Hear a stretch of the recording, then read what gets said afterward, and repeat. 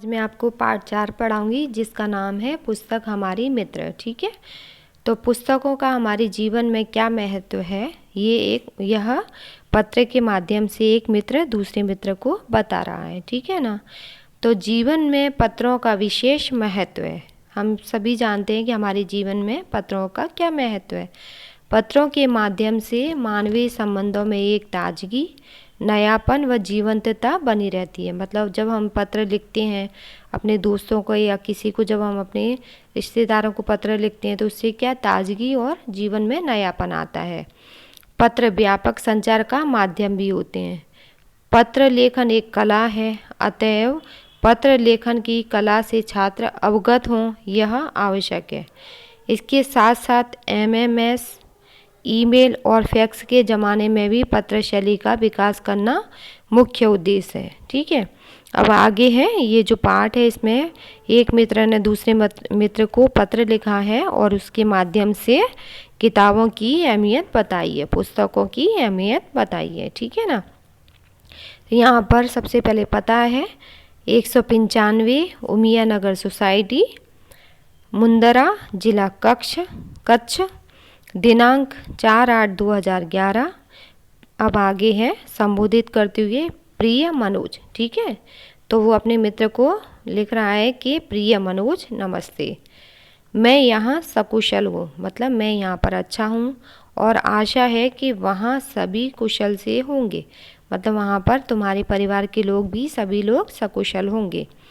पिछले कई दिनों से तुम्हें पत्र लिखने की सोच रहा था, परंतु पाठशाला में बाँचे गुजरात अभियान के अंतर्गत कई प्रवृत्तियाँ चल रही थी, इसमें मैं सम्मिलित हो गया था।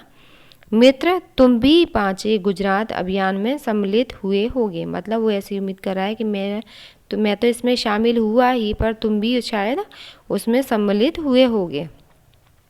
अभियान के अंतर्गत संदर्भ में राज्य सरकार ने भी एक सूत्र घोषित किया था, जो पुस्तक के मित्र वो मेरे भी मित्र। ठीक है, मैं आज तुमको पत्र के माध्यम से किताबों का महत्व के बारे में लिख रहा हूँ। मतलब आज मैं तुम्हें जो पत्र लिख रहा हूँ उसमें किताबों का क्या महत्व है हमारे जीवन में, उसके बारे में मैं तुम्हें बताने जा रहा हूँ। किताबें हम सभी की मित्र हैं, वे हमें नया ज्ञान देती हैं। ठीक है, ये तो हमें पता ही है कि हम जानते ही हैं कि किताबों से हमें किस तरह हम अपने अज्ञान को दूर कर सकते हैं, और किताबें हमारी दोस्त हैं जिससे हम भले बुरे का फ़र्क पता कर सकते हैं, है ना। इसके संदर्भ में गांधी जी ने कहा था कि पुस्तकें मन के लिए साबुन का कार्य करती हैं। मतलब जो हमारे मन में अज्ञान है, अंधकार है, उसे साबुन की तरह धो देती हैं और नए ज्ञान का संचार करती हैं। ठीक है ना।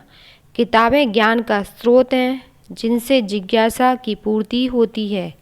इतना ही नहीं, ज्ञान और विज्ञान को गतिमान रखती हैं। किताबें मूल्यवान हैं, मतलब किताबों का कोई मूल्य नहीं होता, वे अमूल्य हैं, क्योंकि इनसे हमें जो ज्ञान मिलता है वो कोई और नहीं दे सकता। पैसे से हम ज्ञान नहीं ले सकते, पैसों से हम ज्ञान अर्जित नहीं कर सकते। हमें इनको पढ़कर हमारे जीवन को सजाना एवं संवारना है। मित्र, मैं ऐसा कहना चाहता हूँ कि मुझे पैसा नहीं, पुस्तकें चाहिए। जन्मदिन के अवसर पर पुष्प का गुलदस्ता नहीं बल्कि किताबों की भेंट देनी चाहिए। मतलब वो ऐसा कहना चाहता है कि जब किसी का जन्मदिन होता है तो हम उसे फूलों का गुलदस्ता देते हैं और महंगे महंगे उपहार देते हैं, लेकिन उसकी जगह पे हमें क्या करना चाहिए कि पुस्तकें भेंट में देनी चाहिए, है ना। पुस्तकें हमारी मित्र हैं और रहेंगी। इनको पढ़कर ज्ञान अर्जन करने की जिम्मेदारी हम सबकी है। मैंने हर रोज़ अच्छी किताब का एक पन्ना पढ़ना शुरू कर दिया है। मेरी आशा है कि तुम भी ऐसा ही करोगे। मतलब वो अपने मित्र को भी सलाह दे रहा है कि मैं किताब का रोज़ पढ़ता हूँ, तो तुम भी पढ़ा करो। ठीक है, चलो आज ये संकल्प करें कि दोस्तों के जन्मदिन या शुभ अवसरों पर शुभकामना के साथ साथ किताबों की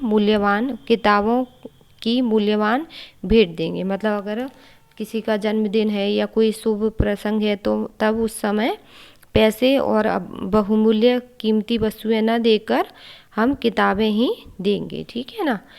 अब हमें बुके नहीं बुक चाहिए, परिवार के सभी बड़ों को मेरा प्रणाम, ठीक है। तो बाद में उसने लिखा है कि परिवार के सभी बड़ों को मेरा प्रणाम, ठीक है। तुम्हारा दोस्त पूजन। तो ये कितना अच्छा पाठ है जिसमें ये कितना अच्छा पत्र है जो दोस्त ने दूसरे दोस्त को लिखा है। उसमें पुस्तक के बारे में बताया गया है कि पुस्तकों से हमारे जीवन में क्या बदलाव आ सकता है, ठीक है। आगे का जो भाग है इसका, जो क्वेश्चन प्रश्न उत्तर का और व्याकरण का, वो मैं अगले वीडियो में आपको